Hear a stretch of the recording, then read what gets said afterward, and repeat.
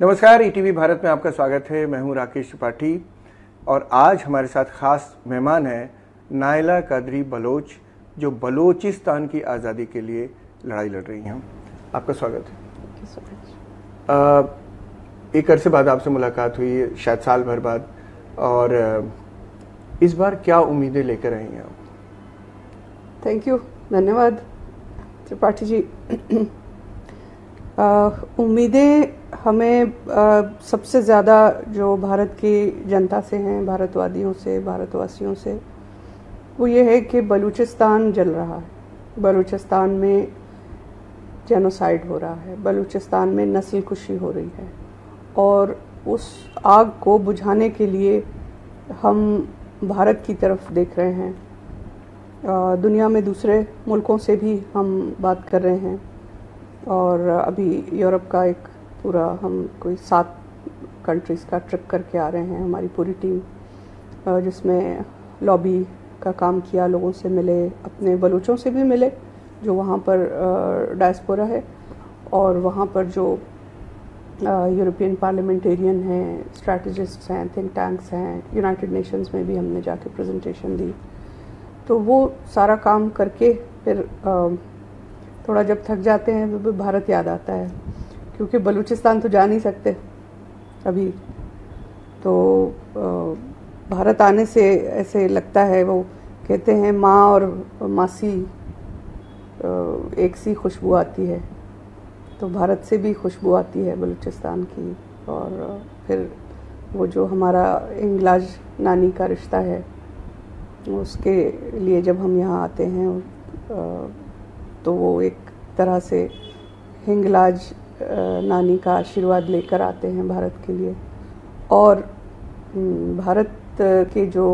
भारत में जो जैसे फ्रीडम फाइटर्स की फैमिलीज़ हैं, वो लोग हैं जिनके पुरखों ने हिंदुस्तान की आज़ादी की जंग लड़ी, तो वो हमारे साथ जुड़ गए हैं।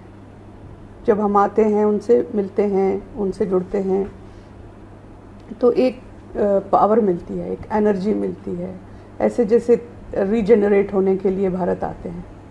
और जो प्यार मिलता है, जो मान सम्मान भारत में मिलता है, वो दुनिया में कहीं नहीं है। तो भारत इसलिए आते हैं कि अपना दुख शेयर करते हैं, अपना दुख बटाने आते हैं। उम्मीद भी मिलती है कि नहीं? उम्मीद, भारत के लोगों से बहुत उम्मीद मिलती है, और इस उम्मीद को जगाने में जो भारत, मुझे कहा जाता है आप बार बार जाती हैं, अभी तक भारत की सरकार ने तो बलूचों के लिए कुछ नहीं किया, तो आप जाती हैं। मैंने कहा एक भारत सरकार है और एक भारत है, हम भारत जाते हैं।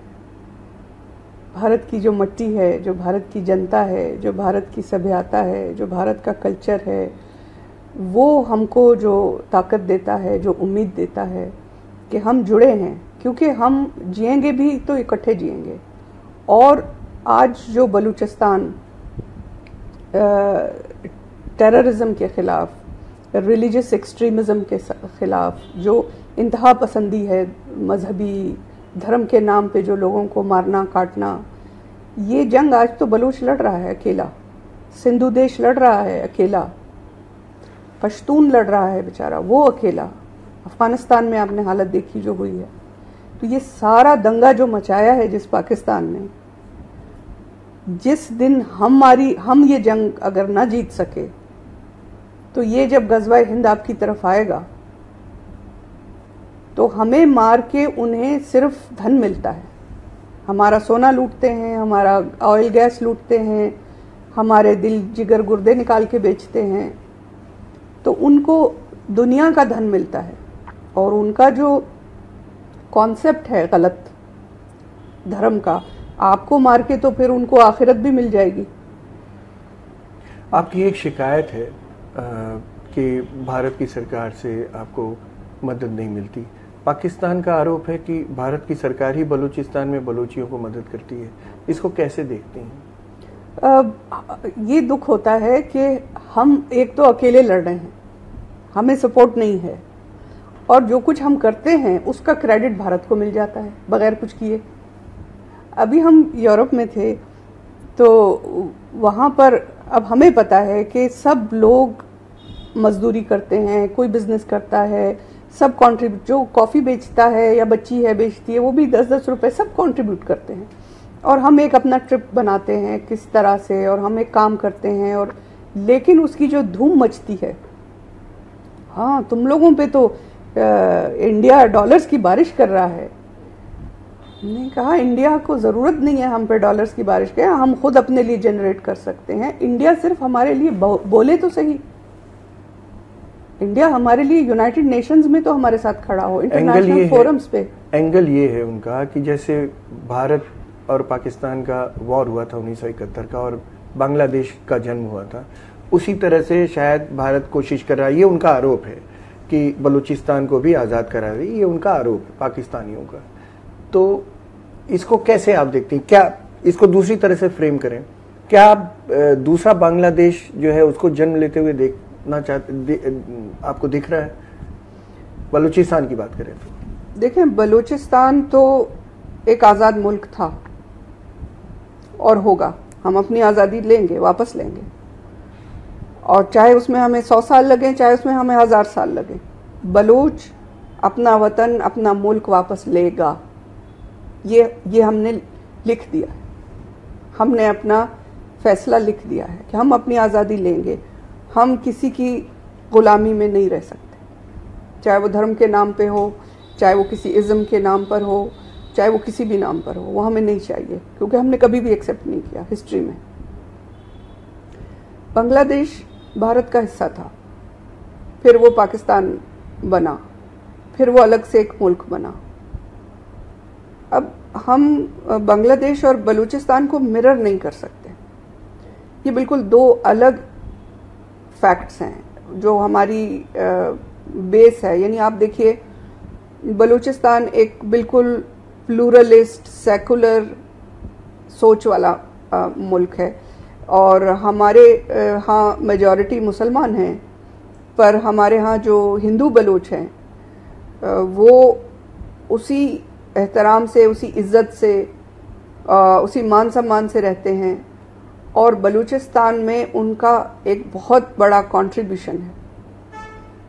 हमारे यहाँ माइनॉरिटी मेजॉरिटी का कोई कॉन्सेप्ट नहीं है। जहाँ हिंदू बलूच रहते हैं उनकी जो परंपराएं हैं या उनका जो कल्चर है, उसका, उनके रिलीजन का एक रिस्पेक्ट है वहाँ पर, और एक प्यार है एक दूसरे से। यानी गांव में अगर कोई खुशी या गम का वक्त हो तो जो हिंदू बलोच हैं उनके पास सबसे ज़्यादा जो है वो गंदम, चावल, चीनी, ये सब चीज़ें वो सबसे पहले प्रोवाइड कर लेते हैं। और अगर कहीं शादी होती है तो वो खुद आकर जो वेजिटेरियन फूड है, अपनी शाकाहारी फूड है, वो खुद बनाते हैं। यानी अगर शादी का कोई त्यौहार है तो वहाँ दोनों तरह के खाने एक साथ बन रहे होते हैं। और जो गाय है, जहाँ मेजॉरिटी हिंदू कम्युनिटी रहती है, वहाँ ना गाय का गाय कटती है, ना गाय बिकती है। और ये जो हमारा जो सिस्टम है टाउन प्लानिंग का, उसमें हमेशा सेंटर जो होता है वो हिंदू होता है, जिसको बाजार या शहर कहते हैं, और वो एक गेटेड कॉम्प्लेक्स होता है जिसमें दिन के वक्त खुलता है, उसके दोनों तरफ शॉप्स हैं जहाँ पे बिजनेस होता है, और शाम को वो बंद हो जाता है। उसी के आसपास वो रहते हैं साथ ही, यानी बैक साइड पे। और उसके चारों तरफ जो मुस्लिम मेजॉरिटी है बलूचों की, वो अपने घर बनाते हैं ताकि अगर कोई वहाँ तक पहुँचे तो इनसे फिल्टर होके पहुँचे। ये कल्चर आपको कहीं नहीं मिलेगा। अपने हिंदू बलोच को आस-पास के जो गज़बों के शौकीन कौमें रहती हैं हमारे, उनसे बचाने के लिए आज नहीं हज़ारों साल से आपको डेरा बुक्टी में भी यही मिलेगा, आपको मस्तुंग में भी यही मिलेगा, आपको बेला में भी यही मिलेगा, एक ही तरह का कल्चर। तो ये कल्चर के होते हुए हमारे यहाँ कभी रॉयट्स नहीं होते, बलवे दंगे धर्म के नाम पे नहीं होते। तो ये इसलिए हम कहते हैं कि बलूचिस्तान को बांग्लादेश से आप मिरर नहीं कर सकते, क्योंकि बांग्लादेश वो एरिया था इंडिया का जिसको अंग्रेज ने सबसे पहले धर्म के नाम पर तकसीम किया। 1905 का जो विभाजन हुआ था, इलेक्शन हुआ था। मैं एक चीज पूछना चाह रहा था कि जो संघर्ष है आपका, आज़ादी अब ऐसे ही तो नहीं मिलेगी, तो जो संघर्ष है आपका, जो आपके बच्चे वहाँ पर लड़ रहे हैं, जिन्हें मारा जा रहा है, संघर्ष में जो ख़त्म हो रहे हैं, जो खून खराबा हो रहा है, आपके हिसाब से पाकिस्तानी आर्मी कर रही है, वो किस ओर ले जाएगा आपकी कम्युनिटी को, आपके देश को, आज जिस देश को आप पाना चाहती हैं? बहुत दुख है, पर हमारे लिए कोई रास्ता छोड़ा भी नहीं गया। यानी जिस तरीके से बलोचों का जेनोसाइड हो रहा है, जिस तरीके से बलोचों पर हर रोज़ आप न्यूज़ खोलने से पहले एक दफ़ा आप कांप जाते हैं कि आज क्या मिलेगा पढ़ने को, आज किसको उठा लिया, आज किसकी लाश गिरी, आज कहाँ हमला हुआ, आज किसका घर जला, आज कौन सा गांव जला। हर सुबह एक तकलीफ से होती है, हर रात एक गम से होती है। तो इसमें हम और कहीं जा नहीं सकते आज़ादी के अलावा। आज़ादी वो सलूशन है, क्योंकि हमारे और पाकिस्तान के बीच में कई कोशिशें होने के बावजूद भी हम मिल नहीं सके। हम इस चीज़ की हमारे बड़ों ने ट्राई भी की कि चलो जो हो गया गुजारा कर लेते हैं, पर ये ऐसा है जैसे हमारी एक्सप्लॉयटेशन, हमारे ख़त्म होने में उनकी ज़िंदगी है। वो जी रहे हैं सिर्फ हमें ख़त्म करके, वो उसमें नहीं जी रहे कि एक इंक्लूसिव पॉलिसी हो, एक अमन की पॉलिसी हो, सब मिलजुल के जिए। उनका माइंडसेट नहीं है। वो पैदा ही इस तरह से हुए हैं, वो इस तरह से हुए हैं कि वो मिलकर रहना चाहते ही नहीं है। और हाँ। बलूचिस्तान के लोगों की कल्चर एंटायरली डिफरेंट। बिल्कुल। मैं एक चीज़ ये पूछना चाह रहा था कि आपने अलग होने की बहुत कोशिश की, उन्होंने मिलाने की बहुत कोशिश की, फिजिकली तो मिल गए हैं लेकिन मन नहीं मिले। आप अलग होना चाहते हैं।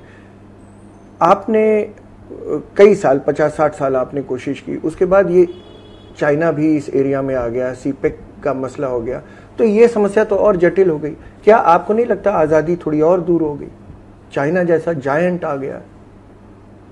कोई जायंट नहीं होता, बड़ी बड़ी एम्पायर्स ख़त्म हो गई। चाइना कोई ऐसा जायंट है भी नहीं। और ये सारी जो सीपैक है या BRI है, ब्री का जो प्रोजेक्ट है, उसे कहीं भी कामयाबी नहीं मिल रही। उसकी एक बेसिक वजह यह है कि जहाँ से ये गुज़र रहे हैं, ख़ुसूसन बलूचिस्तान में, जो इनका वो कहते हैं क्राउन का, जो क्राउन ऑफ सीपैक है या क्राउन ऑफ ब्री है, ग्वादर पोर्ट है, जिस तरह से ये आए मारते धाड़ते पाकिस्तानी फ़ौज को साथ लेकर, और लोगों के घर बुलडोज करने और उठाना, जिसने आवाज़ उठाई उसको उठा लो, लाश गिरा दो।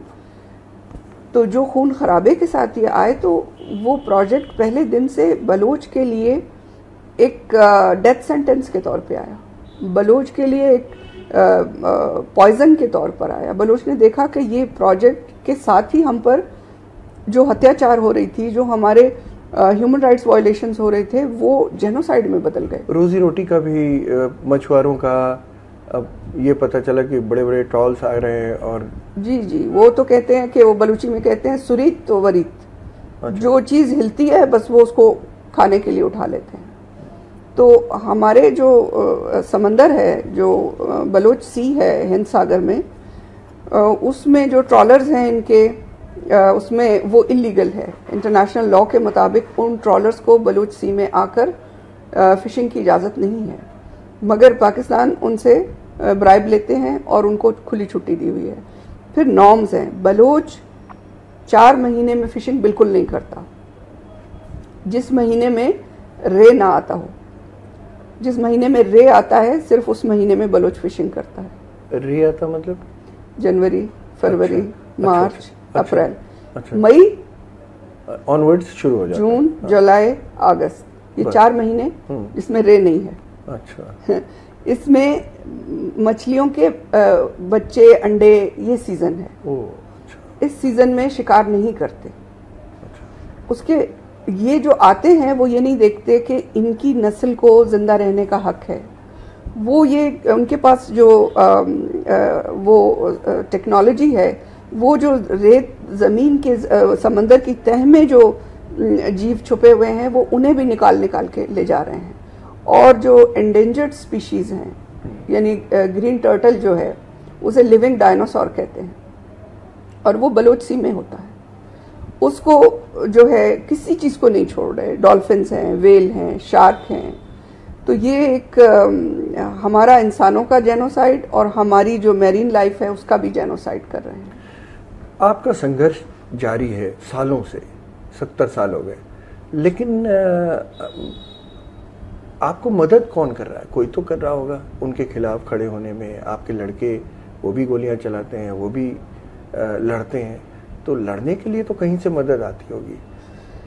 अगर हमें मदद आती तो ये हमें कभी ऑक्यूपाइड रख नहीं सकते थे। ये जो इतने साल लग गए, 74 साल, सिर्फ इसलिए कि हम अकेले लड़ रहे हैं, अपने रिसोर्सेज पे लड़ रहे हैं। अगर बलोच को मदद हो तो बलोच इनको 1 से 2 दिन के अंदर अंदर पूरे बलूचिस्तान से खदेड़ देगा। भारत से कहाँ चूक हो गई आपको लगता है? आप भारत आती जाती रहती हैं, तो आपकी मन में कोई टीस है भारत को लेकर के? एक बहुत हैं, गिनवाना शुरू करें बिल्कुल तो आप ना दुखी हो जाएं। शुरू दिन से यानी हमारा और भारत का एक बड़ा खूबसूरत रिश्ता रहा है। जो बलोच इस वक्त मॉडर्न जो बलोच पॉलिटिकल स्ट्रगल है, यानी इससे पहले जो बलोच लड़ते रहे वो हमारा एक ट्राइबल सेटअप था और ट्राइबल आर्मीज थी, वो लड़ती रही हैं और बलूचिस्तान को आज़ाद रखा है। लेकिन जो हमारा मॉडर्न ये आज का सिस्टम है, इसमें हमारे बहुत से बलोच लीडर्स अपनी स्टूडेंट लाइफ में इंडिया में पढ़ते रहे हैं, मीर गौस बख्श बिजन जो हैं। और जो है जो ये रिश्ता था, फिर यहाँ के बहुत सारे लोग, हसन नासिर, सैयद सज्जाद ज़हीर, ये इंडिया के जो लीडर्स थे, इन्होंने जाकर बलूचिस्तान में और पश्तूनख्वा में, सिंधु देश में इन्होंने बहुत जो पॉलिटिकल मूवमेंट है उसको उठाने की कोशिश की और वो सब। लेकिन 47 में जब जिन्ना ने मैसेज भेजने शुरू किए कि बलूचिस्तान को पाकिस्तान में शामिल हो जाना चाहिए, तब हमारी लीडरशिप इंडिया आई, आपके प्राइम मिनिस्टर से मिली और उन्होंने उनको बताया कि हमारे जो पार्लियामेंट ने रिजेक्ट कर दिया है ये बिल कि हम पाकिस्तान में शामिल हों, तो हम नहीं होना चाहते। हमारी पार्लियामेंट का ये फैसला है, पर पाकिस्तान फौजी हमले की तैयारी कर रहा है। आप इस मसले को यूएन में उठाएं। आप इस मसले पर अगर आवाज़ उठाएंगे तो पाकिस्तान हिम्मत नहीं करेगा आगे बढ़ने की। पर उन्होंने इस पर खामोशी इख्तियार की और कहा हम कुछ नहीं कर सकते, और वही हुआ। फरवरी में मीर गौस बख्श बिजन जो इंडिया आए मिलने के लिए, वापस गए मायूस, और मार्च 27 को पाकिस्तान ने हमला किया और बलूचिस्तान को ऑक्यूपाई किया। उस दिन और उसके बाद जब 71 में बांग्लादेश की आज़ादी की जंग हो रही थी, तो बलोच लीडरशिप थी, नवाब अकबर खान बुगटी, वो आकर शेख मुजीबुर रहमान से मिले। सिंधु देश के जो लीडर थे साईं जीएम सैयद, वो आकर मिले, और इनका ये डिसीजन था कि हम पाकिस्तान में नहीं रहना चाहते और हम भी इस अलग होना चाहते हैं। इन्होंने हमसे झूठ बोले या जो कुछ किया। तो उस वक्त भारत की फौजें लाहौर पहुंच गई थी। बांग्लादेश तो उनसे गया, इनसे सिंधु देश और बलूचिस्तान भी जा रहा था, तो पाकिस्तान में क्या बच जाता। पर आपकी उस वक्त की प्राइम मिनिस्टर ने कहा एनफ। जो जंग आपने बांग्लादेश में आपकी फौज ने जीती, वो आप लोगों ने किस तरह का शिमला मुआहिदा किया, उस पर तो बहुत सारे सवाल खड़े हो गए। और फिर जो उससे बड़ा दुख हमें दिया कि जो वॉर क्रिमिनल्स थे, जो रेपिस्ट थे, जिन्होंने 5 लाख बंगाली महिलाओं का बलात्कार किया, जिन्होंने 30 लाख बंगालियों का कत्लेआम किया, उनको हार पहनाकर भेज दिया, जो जंगी कैदी थे।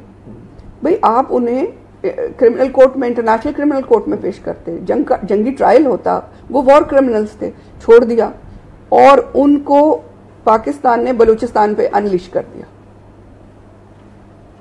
तो वो जो हमें दुख दिया वो अपनी जगह। आपका कहना है कि 1971 में भारत के पास एक मौका था कि आपको सपोर्ट करके ये भी छुड़वा सकते थे। दूसरा मौका था, वो भी नहीं किया।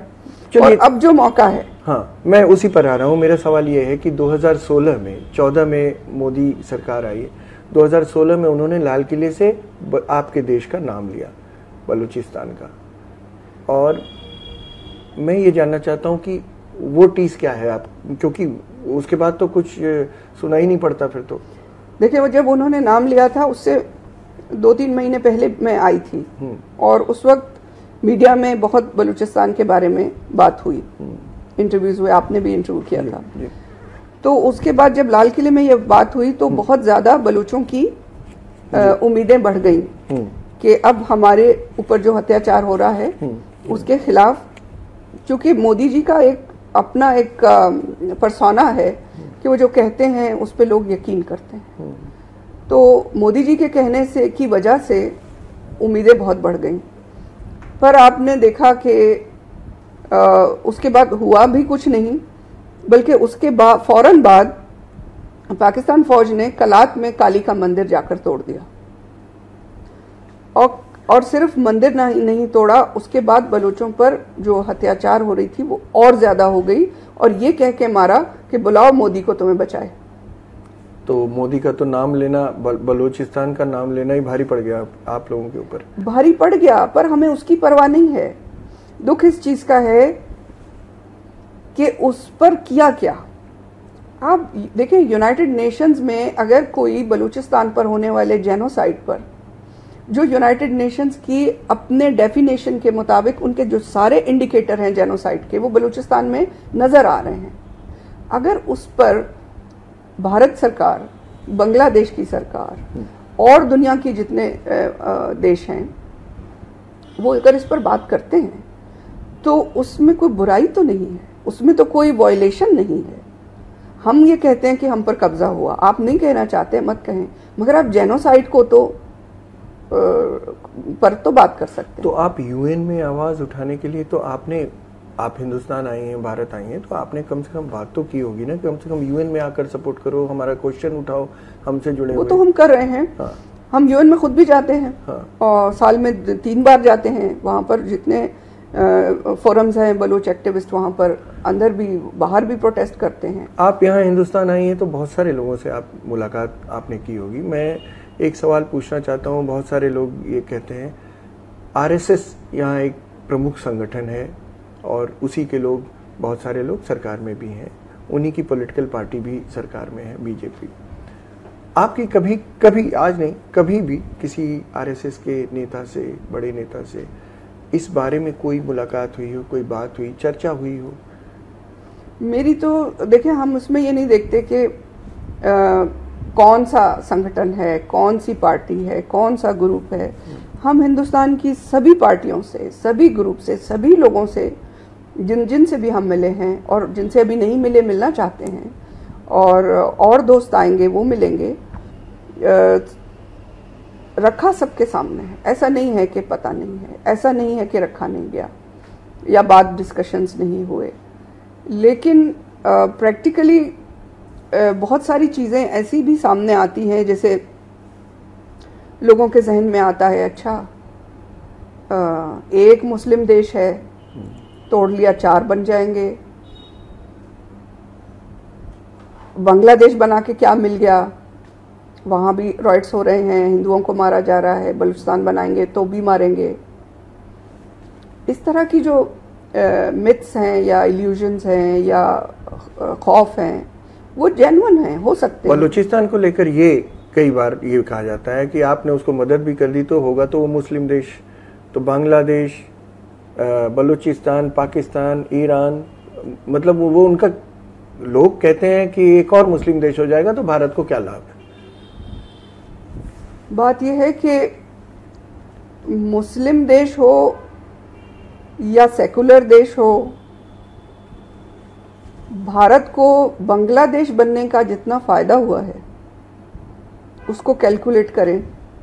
आप ये देखिए कि पाकिस्तान जिस वक्त बनाया गया, आपके लेफ्ट में और आपके राइट में दोनों तरफ आपका दुश्मन बैठा हुआ था। आज जो सीपैक आपके लेफ्ट में है, ईस्ट में है, ये सीपैक आप वेस्ट में है, ये सीपैक आपके ईस्ट में भी होता। जहां दुनिया में भारत खड़ा होता है किसी मसले पर, बांग्लादेश उसके साथ खड़ा होता है। आज तक किसी इंटरनेशनल फोरम में बांग्लादेश भारत के खिलाफ पाकिस्तान के साथ नहीं खड़ा हुआ। बलूचिस्तान एक देश था, यानी हम कोई नई बात नहीं कर रहे, और तब बलूचिस्तान और भारत अच्छे से रहते रहे। अभिन्न अंग होते, एक दूसरे के दोस्त होते, और उसके बाद यूएन में या कहीं भी इंटरनेशनल फोरम पर एक दूसरे के साथ खड़े। और देखें, भारत का सिक्योरिटी काउंसिल में जाना हो, हम आपके साथ हैं। भारत हमारा फेवरेट कंट्री होगा, आज साथ जुड़ेंगे तो, नहीं तो हम कोई गारंटी नहीं दे सकते। दूसरी बात यह है कि बलूचिस्तान जो इस वक्त जंग लड़ रहा है, कोई ऐसी जगह जहां हिंदू प्यार से जी रहा है वो बलूचिस्तान। हिंदू तो हिंदुस्तान में भी प्यार से, इज्जत से नहीं जी पा रहा। बलूचिस्तान में जो हिंदू इज्जत और प्यार से जी रहे हैं, ये वो आखिरी जगह है। जिस दिन हम हार गए उस दिन आपकी सारी तहजीब हार जाएगी। नायला जी, आप ईटीवी भारत के दफ्तर आए, हमारे साथ आपने वक्त दिया अपना कीमती, और ये हम इंटरव्यू कर पाए। बहुत बहुत शुक्रिया।